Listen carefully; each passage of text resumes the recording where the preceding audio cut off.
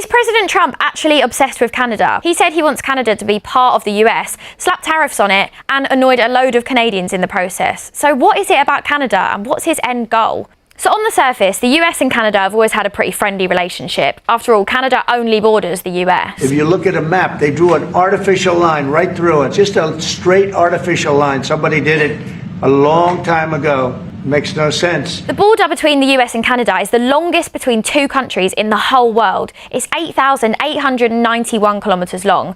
It took a long time to finalise where it should be drawn, and in a little-known treaty in 1908, it was finally confirmed. The US has actually tried to invade Canada before, more than once, but both failed attempts were ages ago, and for centuries now, the relationship between the two has been good. Great, even. America is deeply fortunate to have a neighbour like Canada. So what's been done to damage it then? US President Donald Trump's return to the White House led to the biggest shift in the relationship between the two countries in decades. At first, people literally thought he was joking when he suggested that Canada could become part of America, but he said it a lot since then. To be honest with you, Canada only works as a state. As a state, it would be one of the great states anyway. This would be the most incredible country visually. His territorial views. That's never, ever going to happen. But besides all the talk, what has he actually changed? So remember when he was slapping these huge taxes on imports from other countries? Well, he's put steep tariffs of 25% on Canada then, although he did later take them back. In March, he made it so that Canadians have to go through immigration control if they want to access the Haskell Free Library and Opera House, which lies across the Vermont-Quebec part of the border.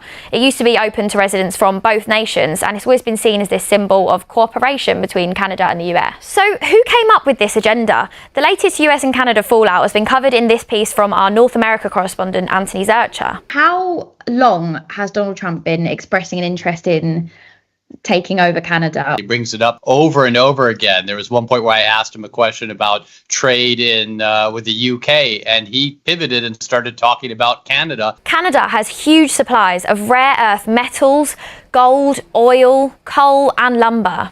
The kind of natural wealth that some people say President Trump is after, including Canada's new Prime Minister, Mark Carney. The Americans want our resources, our water, our land, our country. America is not Canada, and Canada never, ever will be part of America in any way, shape, or form. Although President Trump says that's not the case. We don't need their lumber. We don't need their energy. We have more than they do. We don't need anything. Geographically, they occupy obviously an area that borders on the Arctic. The Arctic could become a much more important region as global warming continues to move forward. And it sounds like Canadians have pretty strong views on any discussions about becoming American. Absolutely not. Not a chance. No. Yes, I could. No. No, not at all. So what is it actually about then? How do we know what the president is actually thinking behind closed doors? Yeah, I talked with John Bolton, who is Donald Trump's national security advisor. And he did say Donald Trump fixates on ideas, that things get into his head, but there is no kind of a cohesive ideology behind there. The president doesn't really think that way, and someone else could get in his ear sometime later. So if he really does mean it, if US territorial ambitions for Canada are real, then why? The US and Canada have had the closest of diplomatic, military, economic and cultural ties for more than 100 years. So why would the US put all of that at risk? I posed the question to Michael Williams, who is a professor at the University of Canada, and he said that Donald Trump's designs on Canada almost represent a kind of a 19th century geopolitical outlook where the United States is not the one big global power anymore. It's one of many global powers. And as one of many global powers, it should focus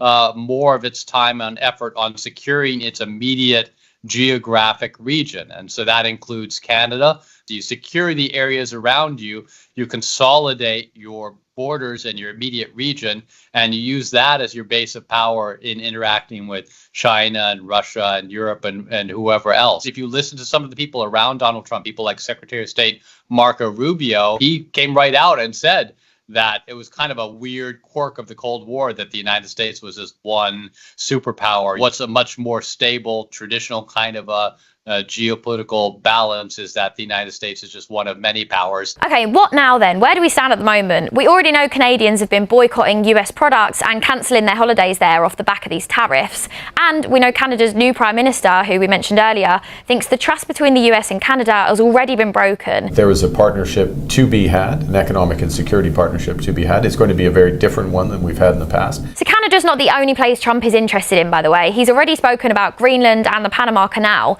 He ruled out using force in their cases, but he did say he'd consider using economic force to influence Canada. How unprecedented is this? Like, is it a new idea that you know, a prime minister or president could just say, I want to take that bit of land and I want it as my own? It's much more kind of a 19th century, as I mentioned, way of looking at things where borders were movable. That was kind of the way things were done before. But for instance, when Russia invaded Ukraine just a few years ago, the United States was leading the push to say no.